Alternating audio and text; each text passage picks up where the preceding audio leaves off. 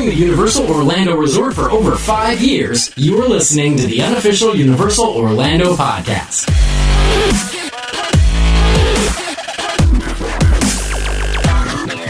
Hello and welcome to episode 195 of the unofficial Universal Orlando podcast. Yay! I don't know why I felt the need to do that, but Me I either. did. I'm your host, Tracy, the best one. And with me this evening, we have the ever-lovely Hunter. Hey, everybody. Nice to be back after missing last week. Good to have you back. Wasn't the same without you, was it? No. I know. I miss him faking his excitement. We have the delicious... No one is going to know what you're talking about, Lee. Go and listen to the last episode of Real Fans, the Civil War review. You'll know what I mean. And we have the delicious Darren. Ooh. What's up, Internet? Like a fine cheesecake, that man is. And finally... I'll cover you in strawberries. This took a very strange turn. Yeah. Right. Okay. Moving swiftly on, and finally, we have the lucky to have me, Lee. Hello, everyone. Oh, my God. How is Are everybody? we all just going to compliment each other this episode? Yeah, why not?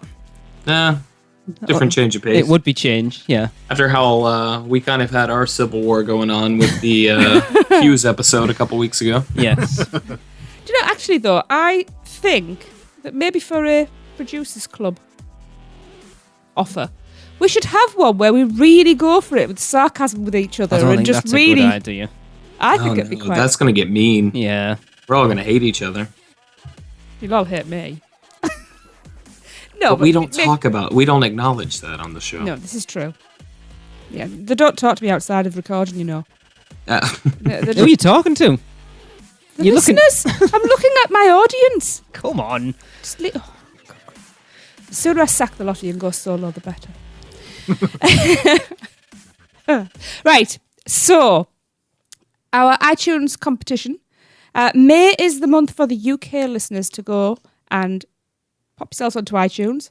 Don't know where my train of thought was going there.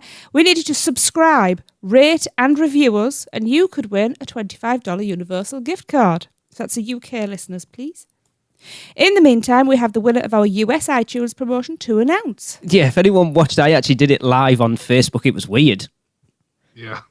You made it weird. I watched the replay. It was terrible. I'm saying nothing. Well, at least you can say we were fully transparent. Absolutely. Mm-hmm. Yeah. So yeah, that winner. Drum roll, please. Metal drum roll. That winner is Clicker Lover. Woo! That's their iTunes name, I assume. Yeah. I hope Yes. so. So send us your address and we will get your gift card out to you. And we do a verification process, so don't try to be sneaky. Yeah. Yes, that's very true. But congratulations. Yes, we got 35 reviews, I think, in the end. Your gift card has like Bumblebee 40. on it.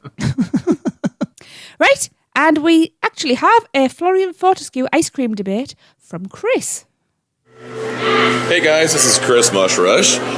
We are in Diagon Alley right now and just tried a whole bunch of the flavors from Florean Fortescue's ice cream parlor. I know you guys are wanting a ranking here, so there's a bunch of us. I think number one probably for us would, or for me at least, would be the apple crumble. Second place would be the strawberry peanut butter. Third place would be the blonde brownie. Or the caramel brown blonde. I can't even say it. The caramel blonde brownie. Fourth would have been the sticky toffee pudding. And surprisingly, fifth, I think, for me, was the butterbeer. So, Aaron, what's your favorite? Go ahead. What's yours? Probably the same. Same ranking? Exact same. Okay.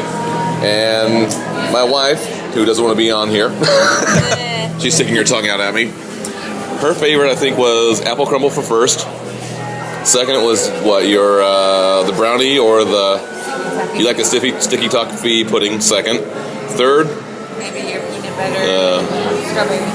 peanut butter strawberry, and fourth would be your Caramel blonde brownie. brown. I still can't say it. Blonde brownie, and butterbeer for fifth. Okay, Eric. I didn't try all of them. You didn't try all of them. Anyway, hope this helps with your poll. Thanks a lot. You guys do a great job. I hate to be the one to say it, but it's salted caramel blondie. There's no brown in there. It was funny listening to us stumble over. But Darren, you will be happy to hear that because of those votes there, Apple Crumble has just leapt into the lead. Yeah, more people will come around. Go try it. You'll see. Yeah. I love hearing them recorded in the Wizarding World when you can lovely, hear the isn't it? music behind them. Yeah. So thank you for that, Chris. I tell you why, if she should have come on, Yeah. because in the background she sounded great. She did. Now, if you want your vote to be heard, just record us a message on your phone telling us who you are, where you are, and which is your favourite Florean Fortescue ice cream flavour. Or, alternatively, you can email that at podcast@uuopodcast.com. Not Alternatively to what? She didn't say anything. Oh, God. Go on, Hunter. Oh, my goodness. Well, they're in the Wizarding World. They should be sending it by OWL, right? Well, that's true. Or alternatively. It's still you can send it alternative. at podcast@uuopodcast.com. Yeah, or alternatively to that, you can go to speakpipe.com/UUOpodcast and leave it there. Or alternatively, you can become best friends with the Ricola guy and maybe he can just get it to us by voice. Or alternatively, you can find one of us in one of the parks and we will record it for you. Or alternatively, if you know that guy who was the Micro Machines announcer, get him to record it for you because I want to hear that.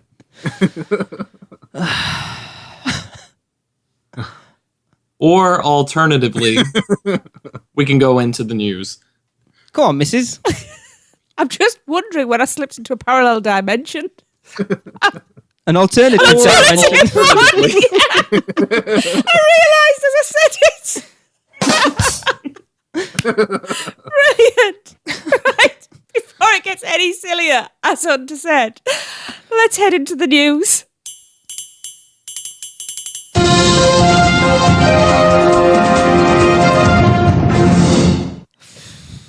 Right, I still haven't calmed down from that. Our top story involves Universal and DreamWorks Animation. And it's over to Hunter for more. Good luck. We got a lot to say about this. On April 28th, ComCast bought DreamWorks Animation for $3.8 billion. NBC Universal, a division of ComCast, said that DreamWorks Animation stockholders will get $41 for each share of common stock. ComCast expects to close the deal by the end of this year. The company has been looking for a buyer for the studio for a few years in an effort to help DreamWorks Animation remain competitive to studios such as Disney and Fox. We'll hold off on our discussion on this topic as we feel it will take much more than a couple of minutes here. And we'll discuss this a lot more in depth after the break. There you go, Hunter. You got your wish. There we go. I'm excited. I've got a lot to say, and I think you guys do too. I think we probably Yes. will. Yes. Now, following that, Universal Orlando has announced the second maze for Halloween Horror Nights 26. We'll go over to Darren for more details on this. Yes, the press release sent out by Universal Orlando 2 weeks ago stated, "For the first time ever, supernatural thriller The Exorcist will take possession of Halloween Horror Nights in an all-new horrifying mazes. There's two of them, opening at Universal Studios Hollywood and Universal Orlando Resort beginning this September. The twisted minds behind the nation's best, most intense Halloween events will bring to life one of the most scariest and most nightmare-inducing horror films in history." It is true, too. My mom raised me on horror movies, and that's one movie she can't stand to even hear the theme music of. My mother's exactly the same. Yeah. So, Tubular Bells gets everyone, I'm pretty sure. It's just such an iconic piece of music. Yeah. So, yeah, at Universal Orlando Resort, guests will see, hear, feel, and even smell, yay, every iconic levitating, head-spinning, vomit-wrenching, skin-crawling moment from the film. They'll be paralyzed with fear as they witness the power of the supernatural, scream uncontrollably as they become part of Reagan McNeil's possession, and run in terror as they try to escape the horrific battle between innocence and evil. And Universal Studios Hollywood's The Exorcist Maze will resonate as a real-life interpretation of the demonic film, daring Halloween Horror Nights guests to live the nightmare experienced by a tortured Reagan and her determined mother. The maze will recreate some of the film's most haunting scenes, ushering guests into its unparalleled terror as if their very souls were possessed by the devil. I'm intrigued to how they're going to do this. It's obviously going to be slightly family friendly, so they'll do like, blah, blah, blah, blah, blah, your mother sucks lollipops in hell. Dog can't save you now. Yeah, see, that's one of the discussions I've heard a lot is, and it was something that I thought about with you going a couple of years ago, Darren, when it was the Purge scare zone where they changed the god on his mask to the dog. And you can't really hide the religious connotations in this film. Exactly. You have to have priests in here. I mean, like, and of course they're going to be live actors, scare actors, I'm sure. So that's going to be strange compared to that. Yeah, for sure. But I think at the same time, The Exorcist is such an iconic film for that genre. The audience that is going into that knows exactly what they're getting into. And I don't think Universal Creative, they might have to make some sort of compromises in some capacity, but I think for the most part they're going to play it extremely faithful to that movie because this is such a passion project for that team. I think it shows that how much they're wanting to start pushing the boundaries a little bit more again as well. Yeah, well, I'm kind of seeing this as American Werewolf in London was like one of those passion projects that they wanted to do for years and years and years. Yeah.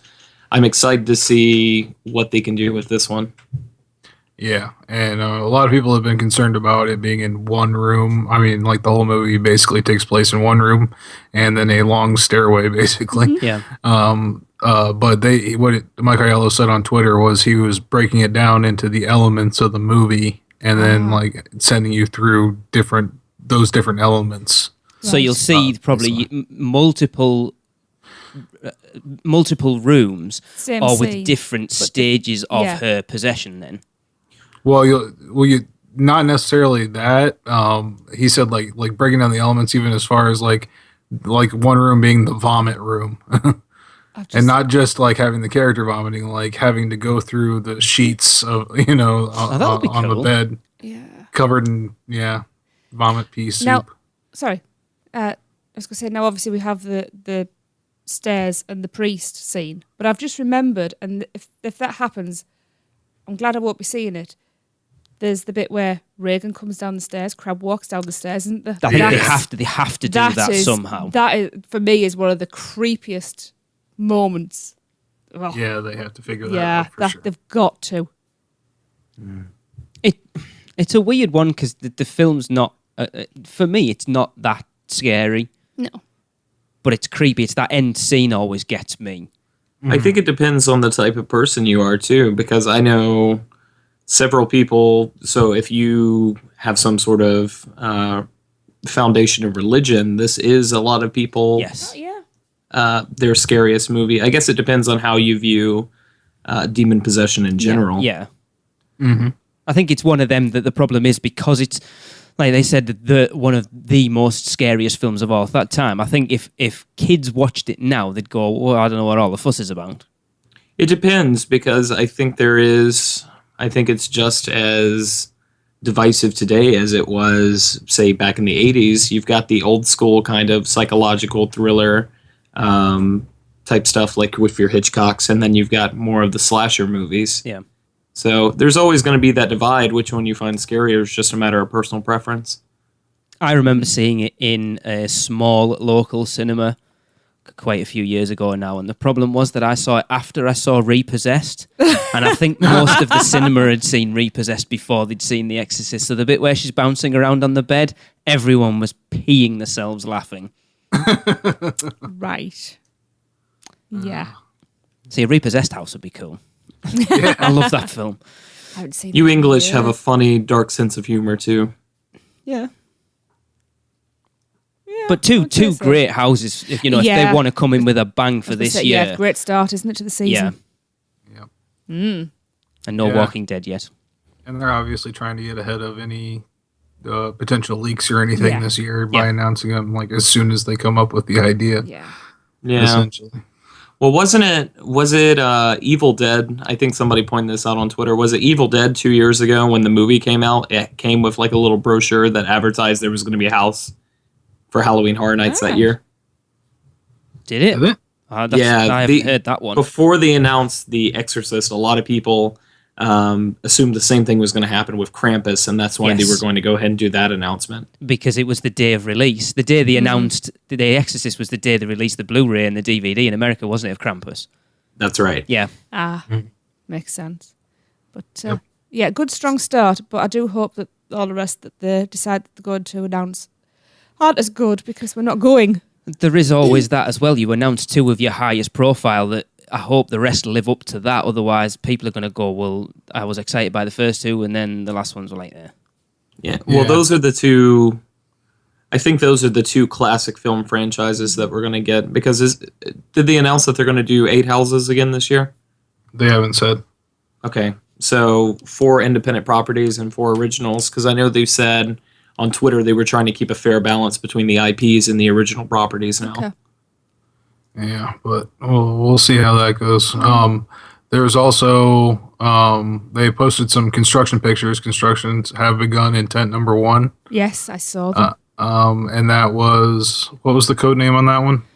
Was that Cobweb? Cobweb, yes. And then just for reference, Texas Chainsaw Massacre was Meat. Yes. That was its code name.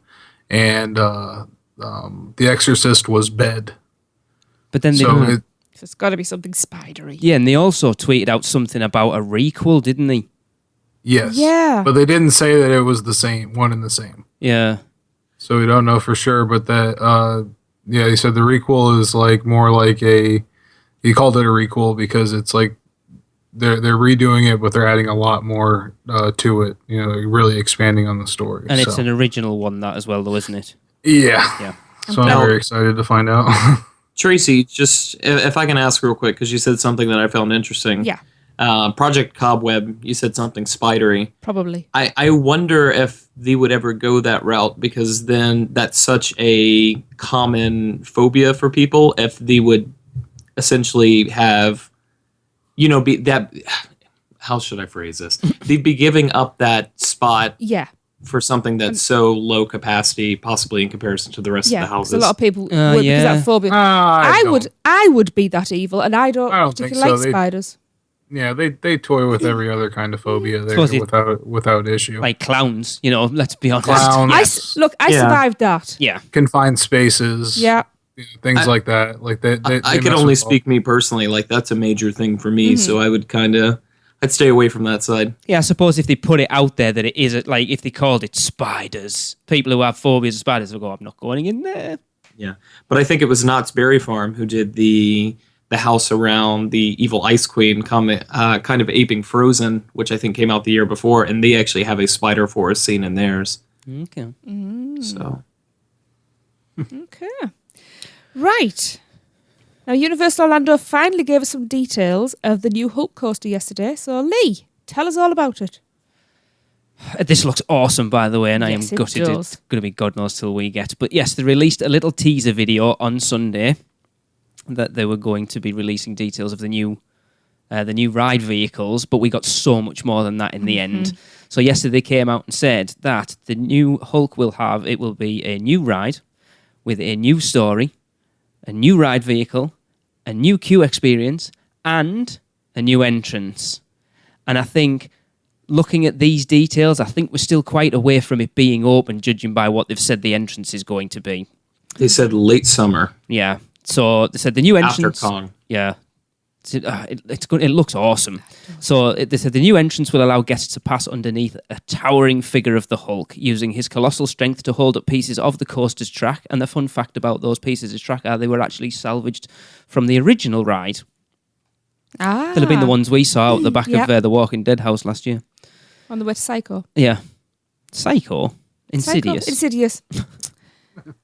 Look, I'm old. It was a long time ago. It wasn't that long ago. Shut up. The new storyline has General Thaddeus Ross calling for volunteers for a new experiment. Sounds a little like Fearfall. Your only warning is that you will be subjected to high levels of gamma radiation through a process called Hulkification. Hulkification. I'm just reading it as it is there. Hulkification. Hulkification. A potentially life-altering process first introduced by Dr. Bruce Banner. The end result is said to give subjects magnificent strength and a forceful amount of energy. Will you emerge as the military's next super soldier or something else entirely.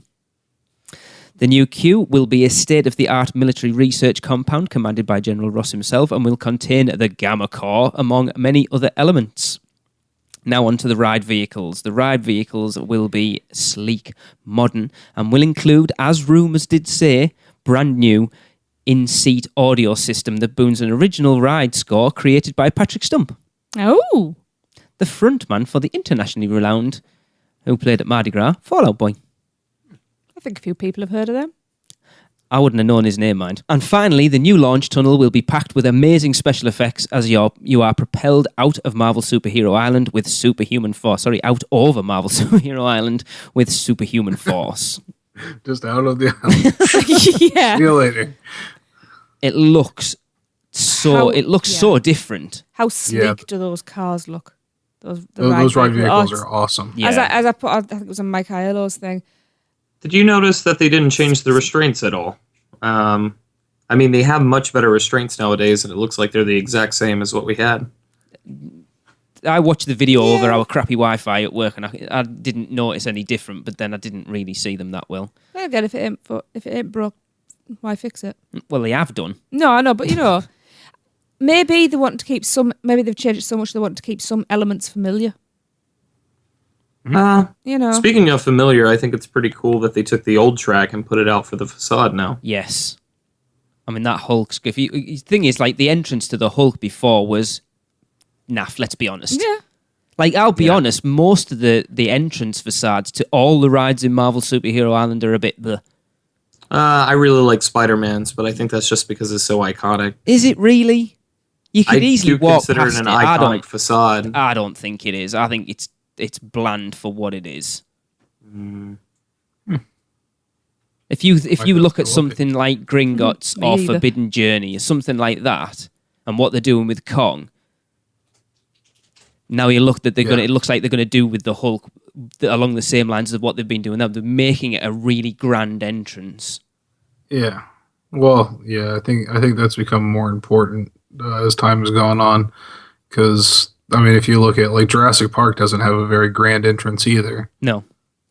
The other original things in that place don't have, like, really crazy grand open. Well, except for Might Poseidon's I bring Fury. up Poseidon's Fury? Yeah. Yeah, I was going to say, that one has the craziest. There you go, Todd. We didn't Poseidon's forget Fury about is where it. the actual facade is more impressive than the attraction itself. I wouldn't necessarily agree with that, but Well, it depends on which incarnation we're talking about. Now, I know I messaged you guys earlier, and I wasn't sure if you wanted to go too deep in this, but are they getting too far away from the Hulk with this retheming? it does seem like it's more about you becoming the Hulk rather than like before it was Bruce Banner with it sort of the gamma ray thing and then it becoming the Hulk. But yeah, I do see where you're coming from.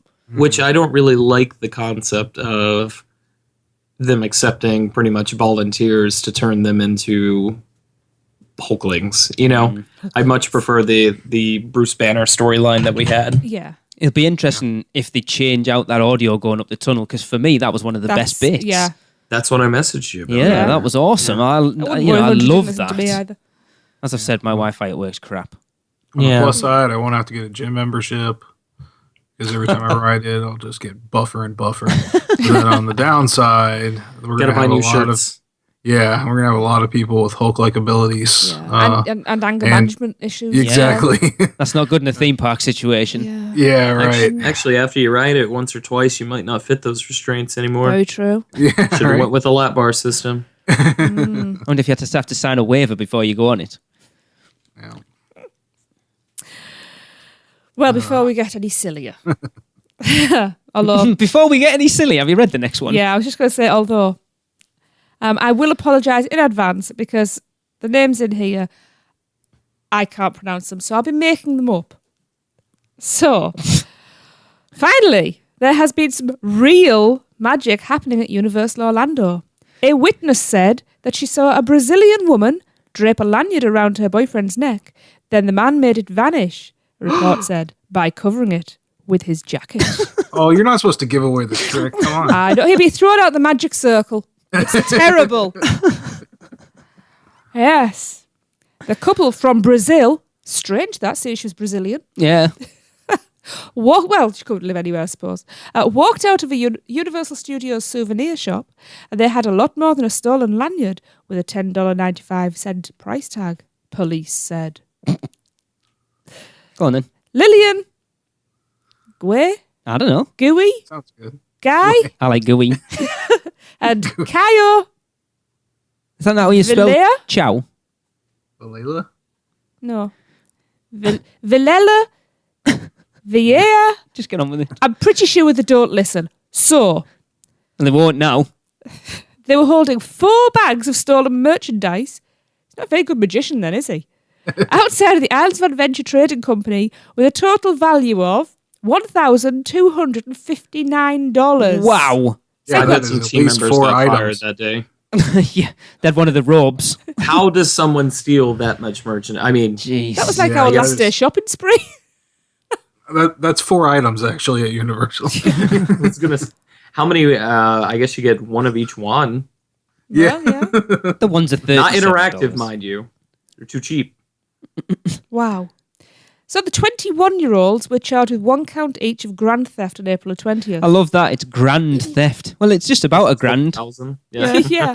Yeah. So The Orlando Sentinel article said, in separate interviews after they read their rights, they were shown photographs of the stolen merchandise. I asked Gooey if she had stolen all of the items in the picture from the stores owned by Universal Studios, to which she replied, yes, and I'm sorry. okay, you're free to go. Don't do it again. Well, now. Oh, well, it's that's funny all to right say then. that because weren't they just issued like trespass warnings? We'll get there. Stuff's... Oh, is that in the story? My bad.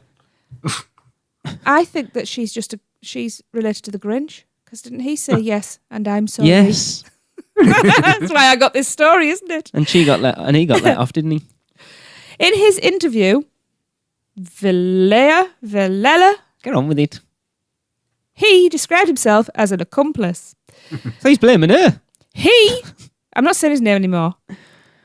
He went on to say it was Gooey's idea to steal the items, but that he helped her because he loves her, the report said. Oh. Okay. The report said the stolen merchandise included approximately 24 miscellaneous toys and figurines, 4 pieces of clothing, and about 80 other miscellaneous items. Wow. So what's that, pins or something? To be small enough to... They got 80 of them. They said they have 4 bags. So Yeah. where do they get the bags from? Did they buy like one thing? Interesting. Do you have any bags? Yeah, that would have been so great. I would like to buy your finest bags, your largest, Yeah, 4, please. most capable bags. Okay. So They spent $80 getting those bags too. So the Brazilian couple, as I'll call them, were also issued trespass warnings. I'm not surprised. I think I know what they Seriously? took, guys. Go I on. think they just went up to the pin display and just took their arm and brushed them all into a bag. Maybe. I mean, that's only 120 pins. Yeah. And we're probably being a little generous with those prices. Why do people think they can get away with stuff like that? Like, maybe well, a apparently lanyard. they were if it wasn't for those meddling kids. Because it doesn't look, when you're in the park, it doesn't look like there's anybody that would see you. It looks like there's only a couple of uniformed employees in there. But Universal utilizes plainclothes people, just Yeah. like Disney Yeah. does.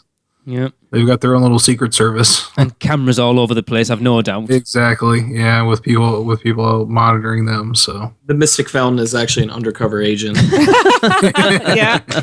Could well believe it. Yeah, and the shrunken head. Yeah. Oh, I just It don't actually possess fires people. like a water hose blast at anybody it suspects of stealing merchandise. a high-powered spray. I'm blind. Oh dear. Right. It's time for Autism at the Park with Maureen from Toon Lagoon. Time to make a splash. Hi, this is Maureen Deal with Autism at the Parks, and I'm reporting from Universal Orlando Resort for the unofficial Universal Orlando podcast. And today I'm at Islands of Adventure in Toon Lagoon, and I wanted to talk about Me Ship the Olive, the interactive play area for kids of all ages.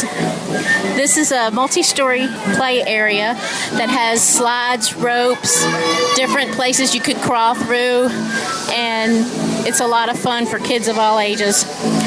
You can also squirt guests that are on the river raft ride with water as they ride along the path. This attraction is also accessible to guests using wheelchairs and ECVs. You can use the elevator to access the different levels of the ship. So next time you're here at Islands of Adventure, check out Me Ship the Olive. And this has been Maureen Deal for the unofficial Universal Orlando podcast, signing off from Islands of Adventure. Fun fact, Me Ship the Olive has the best views in Islands of Adventure. We spent about an hour there last time we were there, and it's the first time we've been anywhere near it. It was lovely. Yep. And then you got that lovely little walk, lagoon side down at the bottom. I love it round there. You should have discovered that a lot earlier. Those water cannons are free. Yes. They are. We spent half an hour of the hour there on them. And they are some of the best water cannons on property, I think. Seriously, suck at Cali River Rapids. You guys should be ashamed of yourselves. Yeah. So thank you for that, Maureen. I absolutely agree with everything you said there. And now it's time for a quick break. So go and have a tinkle and we'll be right back.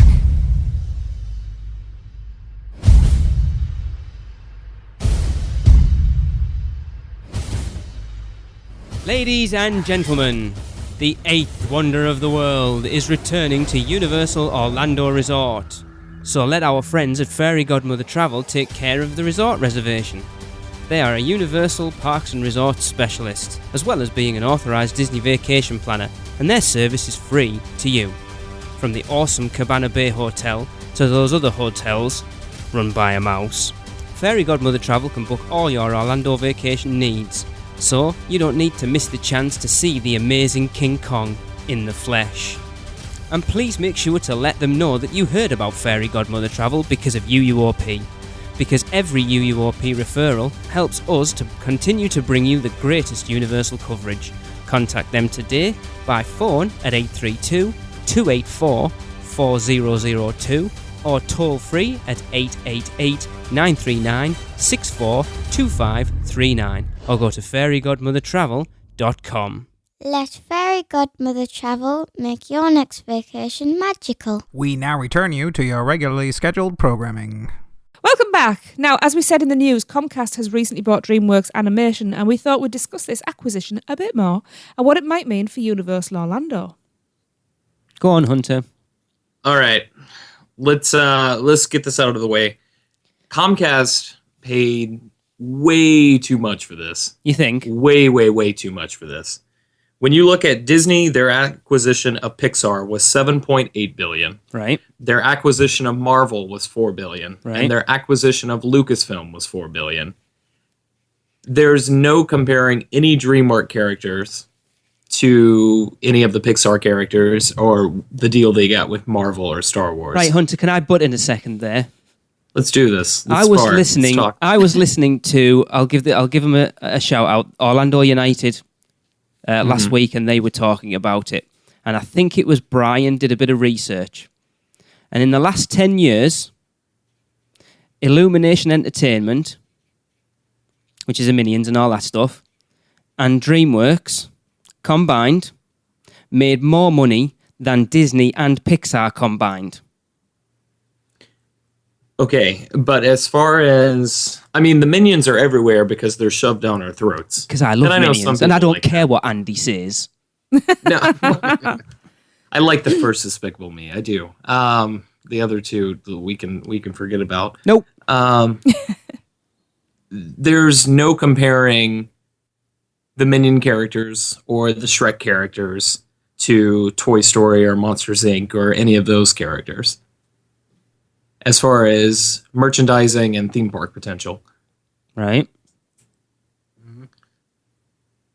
I really think about the DreamWorks characters. You've got stuff like Madagascar. You've got. I think we're all ecstatic about the possibility of finally getting something How to Train Your Dragon in the park. How many times have we discussed How to Train Your Dragon in the parks? On Several, this podcast? because those are incredible movies. But besides that, do they have anything with the critical acclaim or the popularity of, say, Pixar or Disney? No, but I think you're looking at it too pinpoint. No, I'm just saying if they would have paid $2 billion for this, that would have been cool. That would have been a good price for it. I think they paid almost double what it's worth. It depends what they're going to do with it. I think the plan is to do more than theme park stuff with it. To kind of do what they're doing with Star Wars and what they've done with Marvel is actually put a decent company behind DreamWorks to try and lift its potential to that of a Pixar or a Disney. Mm-hmm. You also got Kung Fu Panda too. Mm-hmm. Yeah. That one's pretty popular. Well, apparently it comes with the rights to all the Rankin Bass stuff as well. So like Rudolph and Frosty the Snowman and all that. So love them. Aren't those rights pre-existing to the Busch parks right now, though? But then surely this will be like the Disney Marvel contract. Even if they can't use them necessarily, they'll still be making money off the back of all these other parks that are using them. Okay. Wallace and Gromit, so we'll get the Curse of the Were-Rabbit House at Halloween Horror Nights. See, it's funny. There's, I was going to say, I forgot how many kids loved Wallace and Gromit. See, we haven't been Just on it, kids. but there's a Wallace and Gromit attraction at Blackpool Pleasure Beach, and apparently it's brilliant. Oh, yeah. I believe it, because think it's the called people now. working on those projects are so passionate about those characters. Hey, everybody, don't forget about B-Movie. Never seen it. B-Movie, the Madagascar film. Megamind. And I can't Flushed wait away. for Who the doesn't want Prince to of go down a Egypt toilet? attraction. It's going to be great. see, Monsters vs. Aliens, I really enjoyed that. Mm-hmm. Yes, I The did. turbo slowest go-karts in the world. Never watched it. They go backwards. I think my biggest frustration with this coming out of it is Universal has the ability to use the Nintendo characters, who I do put on the same platform as Disney and Pixar and even Star Wars and Marvel. As far as a generational thing, Nintendo is, I've said it several times, Mario is Mickey Mouse for a huge segment of people. Yeah.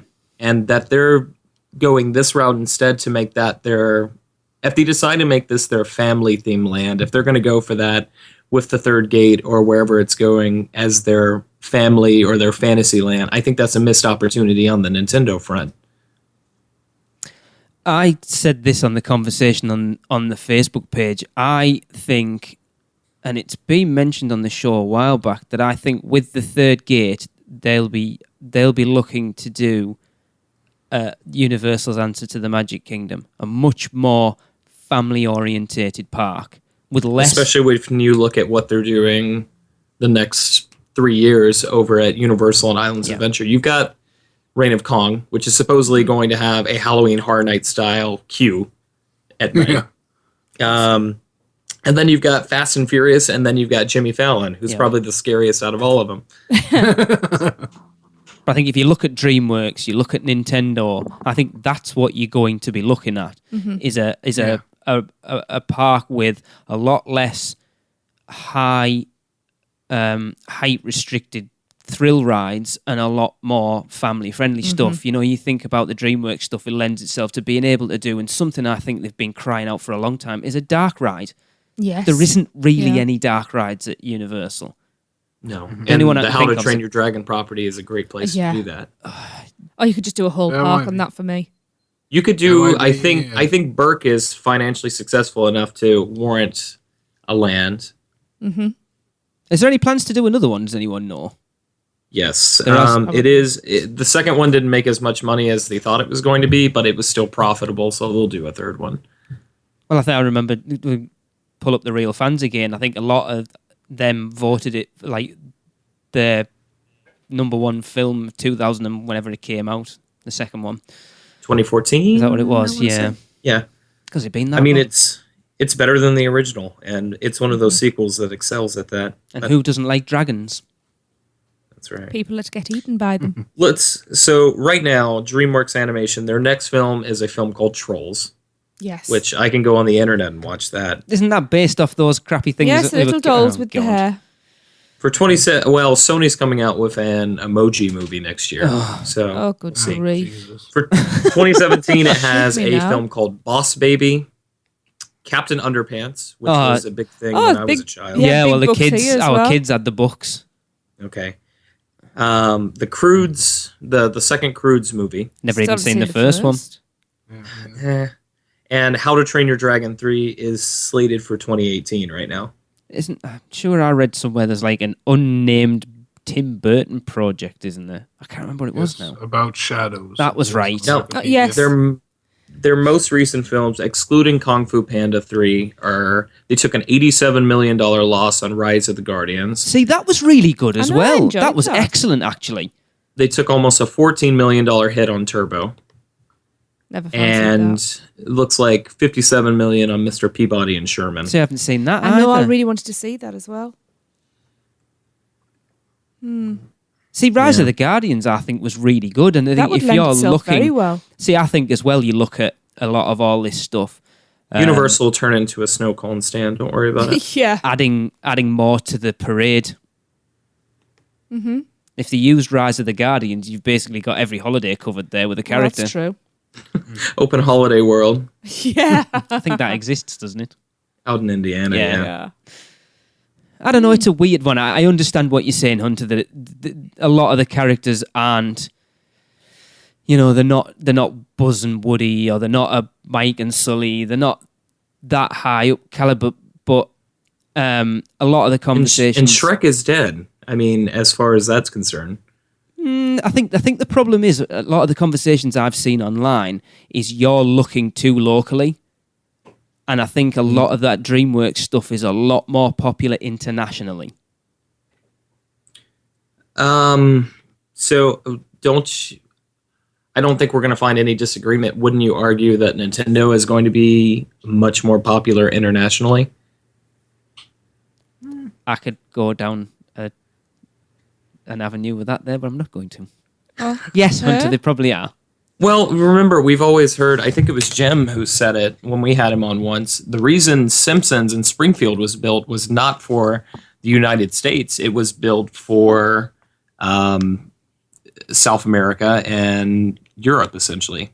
Yeah. And that's been one of their most popular things they've done because, such a big tourist group comes out of those regions. Because haven't they said that... I can't remember his name. Is it Chris Meledandri or whatever he is, the head of Illumin Entertainment? They're not going to merge the two, but he's kind of going to be the John Lasseter to that. If you look at the success that they've had with Illumination, having someone like that who kind of knows that, then potentially it's not going to be about using the existing DreamWorks properties, but more looking at building franchises that they own, so they're not paying out franchising rights or anything at that point. It's theirs. It's all in-house. And this could be... I remember reading a Theme Park University article. I'm not sure who... I think it was Josh from that website. He posted, it's not fair to judge this acquisition on their most recent performance because they might pull a Marvel and take a brand new property and really make something special out of it. It's just, I guess I don't have a lot of faith just because we've seen their output in recent years. Yeah. Which is funny when you consider who owned DreamWorks.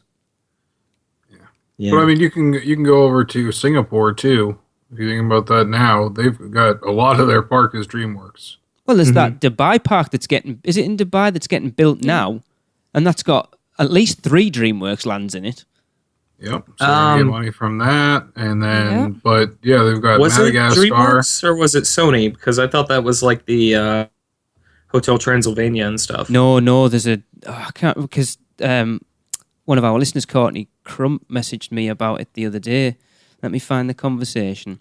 Because I think there's a far and away land. I can't remember now. Well, there's one in Singapore called Far, Far Away, and that's their Shrek one. Yeah.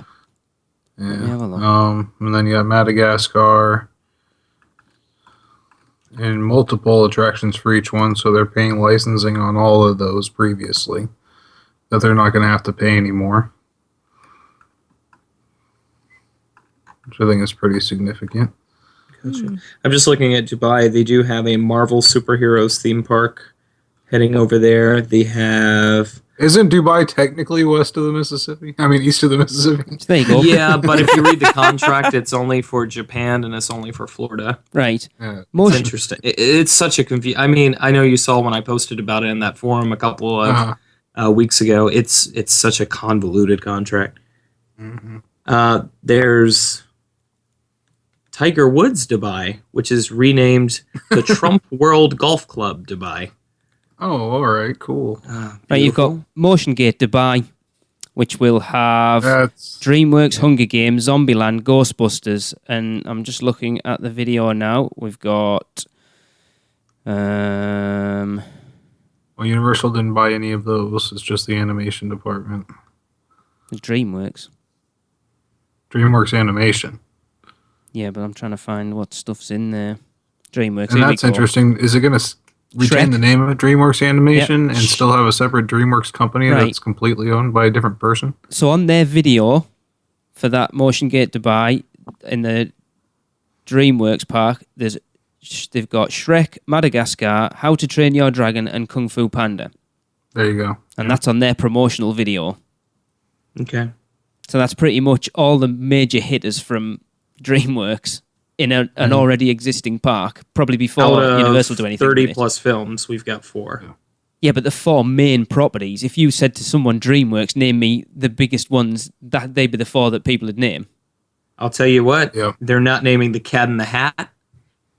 They're not naming Shark Tale, Biker Boys, and Old School. Yeah, well, that's not animation. I know. Darn. Yeah. I mean, we're going to have to see what they do with it. Tracy, you're the voice of reason. What? How do you feel about it? What? I'm when are we going to get excited the Small by it. Soldiers theme park? Small Soldiers are good. I'm excited by it. There's a lot of potential for new and fresh stuff. It could bring in a lot more... It could attract a lot more people. Because let's face it, now we're not Disney bashing here. I'm certainly not. I love Disney. But I really want Universal to succeed. So anything they can add to their arsenal to bring more people over this side of the track, if you like, the better. And I think this will attract a lot of people, done right. Mm-hmm. You know, there's a lot of material out there for them to work with, and they have to start with How to Train Your Dragon, don't they? Yes. Bye-bye, E.T. Yes. I mean, I think if they're going to do DreamWorks in the parks, it's going to be Third Gate. Yeah, I think it should be, because as I said, there's enough material there for it. I think they're just getting everything in-house to be able to create their own sort of younger family stuff. I mean, if you look, I'm just looking at the roster for Illumination at the moment. They've got Secret Life of Pets coming out, whatever Sing is, Despicable Me 3, I didn't even know they were doing a third one, and then The Grinch, which Tracy's not happy about, but I think looks cool. I don't. And then apparently there's a Flanimals film, Pluto, whatever that is, Gospel for Teens, an untitled Dr. Seuss biopic, Emily the Strange, The Cat in the Hat. Emily the Strange, I love Emily the Strange. Lockwood and Co., The Screaming Staircase, and Johnny Express. I think ultimately for me, it's going to depend on how well the area that they put it in is themed. Because if it's just, here's Shrek, here's Kung Fu Panda, here's How to Train Your Dragon, and they're all shoved in a corner, I'm not really going to like, quote-unquote, Animation Alley, if you will. But I would like to see, say, a fully fleshed out theme land to Burke, which I don't see them doing just because they probably are going to go the Animation Alley type route. It depends what they decide I think to if it's How to Train Your Dragon, I think it will get a fully fleshed out I think area. they'll push for it. I think that they would. I don't think the other ones would necessarily. They would be added in there somehow. Like they would just have like a corner with some bamboo, and there would be Kung Fu Panda. It's a meet and greet. He comes out and he serves noodles. It's great. Come to Chef Pose. If they did Duloc as an area, I think that would be good, awesome. yeah. Especially if they put like all the Disney bashing references in as well. It would be hilarious. Not that we're Disney bashing. Hey, if they can take it and they can finally get Shrek 4D out of Universal Studios, that's cool. Yeah. Take that out and do something else with Shrek in the other park. Yeah, I think they're looking a lot more globally. I think they're not necessarily looking at what they already have, but looking to build on using the company to its potential. Yeah.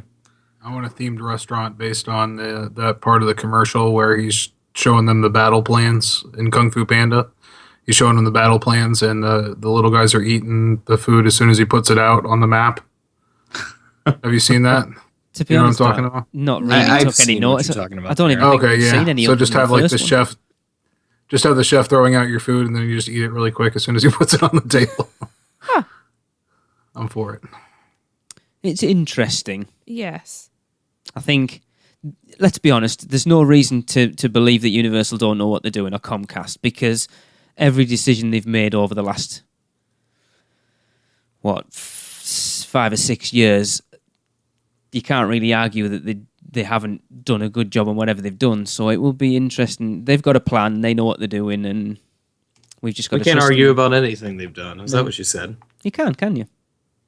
Yeah. Have you seen the Fast and the Furious tunnel fiasco? That's Universal Hollywood. You don't know what's coming to Orlando yet, so don't judge until it's here. It's all part of the same creative team. Is it? Well, we'll see. But different restraints, different constraints. What Orlando have got to work with is completely different to what Hollywood had to work with. Mm-hmm. And Hunter, you haven't seen it firsthand either. What, the Fast and the Furious? Yeah. No, I've just talked to a dozen people who have all said it's terrible. Well, anyway, I'm talking I have my about fingers Universal crossed. Orlando. Yeah. This is bigger than putting a crappy tunnel in a already existing attraction just to fill it up to put one of your franchises in. I mean, we've already got a tunnel. It's Barney's. And if they And wanted to the just decors. overlay that, they could put that there. And it's awesome. Yep. It is. Another thing, how we took so long to discover that. How it took so long to find our way into Barney's Echo Tunnel. Well, I'm going to jump in at the end, actually, because that's kind of... it's kind of referenced in this email we recently received from a listener. Now, Tracy's heard this. And I wasn't going to tell her. I was going to read it out on the show for all three of you, but I shall read it out here firsthand. It says, "Hello, my name is Shana, and I am an addict. I have a constant craving. It consumes my every thought, night and day. I cannot fight my addiction as much as I try. I am a Universal Orlando Studios-aholic. It has been a real problem of mine for 10 years now, and instead of getting easier, it gets harder and harder with every new attraction and Harry Potter upgrade. I am writing to you as only you can understand my pain. I have listened to your show from the very beginning, and it has been a great experience being there as you have evolved and changed into competent and confident podcasters year after year. It is a journey we have gone on together week after week. You have become like close friends to me, and many of my conversations about Orlando often start with, Lee and Tracy said this, Darren said that, Hunter was at Disney again. It is as if we had just met to discuss the reign of King Kong over a brew and a Cinnabon. Perhaps that is the best thing about the podcast, that we have got to know you all so well that we value the things you say and care about the same things you do. Orlando to me is God's playground. It is anything and everything you could want a holiday to be, and if you let it, it will get under your skin and root itself deep in your heart. Friends and family think I'm crazy to go back there year after year, and they often tell me to go somewhere new or try something different, but in a funny way, once I step off that plane, I feel like I'm home. There is no way to explain to anyone who hasn't been how it feels and how it consumes your senses. From that first moment on, the moving walkway and the Universal sign getting closer and closer, the smell of Cinnabon and Bubba Gump coming up on your left-hand side. Ahead of you is a mind-blowing array of colour and noise. That moment you see the Universal globe go through those arches and hear that music. It is priceless. I am instantly transported to a magical world of adventure and childlike joy. I forget about normal life. I live in that moment. I eat naughty food, and I don't care. It is truly an experience for the senses, and every trip I find something more to love, another gem I have missed, another corner not yet explored. When I am going and all booked, your podcast is an accompaniment to the big event, something I use to enhance the impending journey. It is a teaser for what is to come. I listen religiously to learn of possible changes and things to look out for. Oh, I must see that. I must do that. I must eat that. For months leading up to my trip, I am hooked. Lunchtimes, listening and laughing, shaking with anticipation. If you are going to Universal Studios Orlando, this is a must-listen experience. Impartial, fun and informed with a good dose of northern wit and innuendo. Most of all, I listen to the podcast when I am not going there. When there is no trip planned and no passes on order. When I am in Blighty, surrounded by grey skies and the monotony of everyday life. I listen to remember. I listened and closed my eyes to see it all again. The top 5 toilets, the top 5 queues. In an instant, I am back there with you all, trekking along the streets of Diagon Alley, tasting salted caramel blondie ice cream, deciding to ride the red dragon or the blue one. The thrill of experiencing Halloween in the parks, fireworks over the lagoon, a burger in the Hard Rock Cafe. You take me there for an hour each week, and for that I am extremely thankful. You have become my travel companions and good friends without us ever meeting. I wanted to say thank you for almost 200 special moments over the years. Thank you for Barney's Echo Tunnel. Thank you for your Disney bashing. Thank you for making me laugh and dream. Few people will ever understand the addiction we share, but between puffs, you are my nicotine patch, keeping me sane along the road. May the adventure continue always, and may we meet along the path. And that was from Shana Roberts, who's just joined the Producers Club. And I must admit, I know this won't come to a surprise to anyone, but I had a tear in my eye when I read that. Yeah. I was going to say, eating that was your pretzels as well. That was the 15th time Lee read that. We had to edit out all the other times when he burst into tears. When he read it to me the other day, I just had to kind of flap my hand at him because I was just so choked up by that. I think you forget. Awesome. You forget sometimes. It makes it worthwhile. Sat behind the microphone, how we do affect other people. That we do have people who listen all the time and see us as friends, and it's easy to lose sight of that sometimes. So we're not actually traumatising people then. No, that's good. See, she likes our Disney bashing. Yeah. Anyway, no, thank you for that. So much. Yeah, that was awesome. That, to take the time to write that as well was But that's awesome. That's what we do it for. You know, well, it's not. We do it for ourselves, but that makes it worthwhile. That's the icing on the cake, isn't it? So, right. On that note, I don't think we can top that, so I think we better wrap up the show, don't you? Absolutely. Yeah. Mm-hmm. So, UK listeners, don't forget to go to iTunes, subscribe, rate, and review in May, and you could win a $25 Universal gift card. And buy me lots of nice things. Well, a few nice things. Maybe one nice thing. Or just steal another $1,000 worth of gear. No, don't. No. So, for Chris, Maureen, Darren, Hunter, and Lee. And Shana. Who's my favourite person at the moment. Jeez, did you hear that? Oh, you've never been my favourite person. What about the other two? Yeah, I like them. They're all right. All right. Yeah. Yes. So, tatty bye, everybody. That's it for another unofficial Universal Orlando podcast. Make sure you never miss a show by subscribing on iTunes, and while you're there, please leave us a rating and a review. Listen to us on Stitcher, Google Play, and all your podcast apps. Email us with any questions or comments to podcast@uuopodcast.com, or, even better, record your message at speakpipe.com/uuopodcast. Follow us on Facebook, Twitter, Instagram, YouTube, and Pinterest, keyword UUO Podcast. Check out our blog for even more content at uuopodcast.com. And finally, our sponsors, Fairy Godmother Travel, are here to help with all your Universal vacation needs. So check them out today at fairygodmothertravel.com. Well, that's a wrap. See you next week.